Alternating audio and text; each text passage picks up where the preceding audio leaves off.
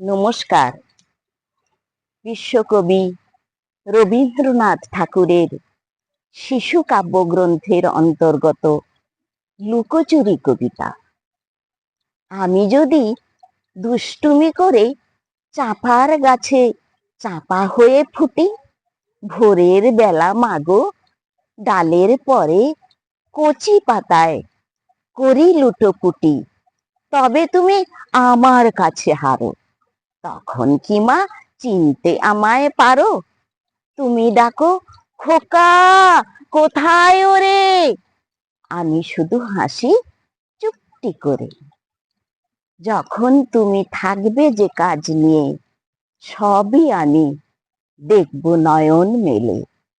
স্নানটি করে চাপার তলা দিয়ে আসবে তুমি পিঠেতে চুল ফেলে।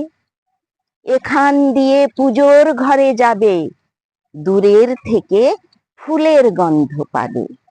তখন তুমি বুঝতে পারবে না সে তোমার খোকার গায়ের গন্ধ আসে। দুপুর বেলা মহাভারত হাতে বসবে তুমি সবার খাওয়া হলে। গাছের ছায়া ঘরের জানালাতে পড়বে এসে তোমার পিঠে কোলে। আমি আমার ছোট্ট ছায়াখানি দোলাবো তোর বইয়ের পরে আমি।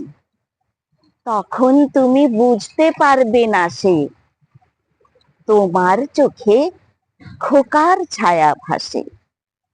সন্ধে বেলায় প্রদীপ খানি জেলে যখন তুমি যাবে গোয়াল ঘরে, তখন আমি ফুলের খেলা খেলে টুক করে মা পড়ব ভুঁয়ে ঝরে।